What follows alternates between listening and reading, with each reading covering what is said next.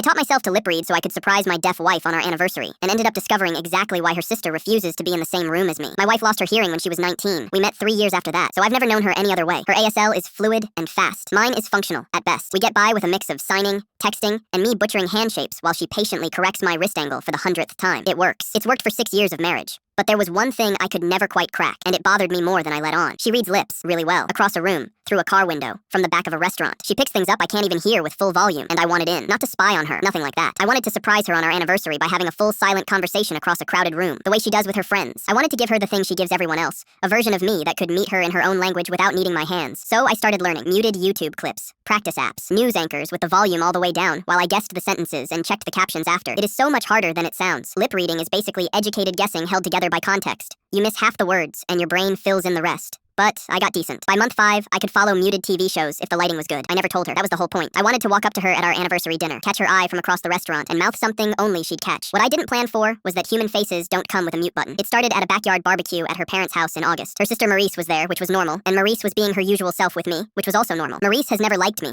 I've made peace with it. She's polite in front of people and cold the second nobody's looking. I stopped taking it personally around year 2. I was on the patio, grabbing a drink when I glanced through the kitchen window. Maurice was at the sink with my wife. They were signing, but Maurice was also talking under her breath at the same time, the way hearing people sometimes do without realizing, and I caught a full sentence off her mouth, then another. I looked down at the cooler so fast I nearly dropped the bottle I was holding. I told myself I'd imagined it, that my brain had pattern matched into something that wasn't there. Maurice wouldn't say that. Not about me, not to my wife. Then it happened at the next family dinner, and the one after that. Maurice has a habit of leaning in close when she's saying something she doesn't want overheard, turning her face toward whoever she's talking to, and away from the room. She thinks it makes her private. It makes her a billboard. I started catching things I really did not want to catch. References to someone named Dovin. The phrase, "before he came along," used more than once. My wife's face doing something complicated every single time. I'm standing there holding a plate of potato salad, like a man who is absolutely not currently decoding his wife's romantic history from across a kitchen. You cannot react. You cannot flinch. You cannot let your face do anything that suggests your sister-in-law just accidentally broadcasted 6 years of buried context into your skull. I couldn't say anything. That was the trap I'd built. Telling my wife meant confessing I'd been secretly learning for months, which killed the anniversary surprise, and also made me look like I'd been watching her sister's mouth on purpose, which I hadn't. I was just collateral damage in my own marriage. So I sat with it for weeks, nodding along at dinners, going to bed every night, slightly more confused than the morning before. Our anniversary came on a Saturday. I almost didn't go through with it, almost just buried the whole project and pretended the last 5 months hadn't happened. But I'd put in the work. We went to the restaurant we got engaged at. She went to the bar to grab our reservation. I stood near the window,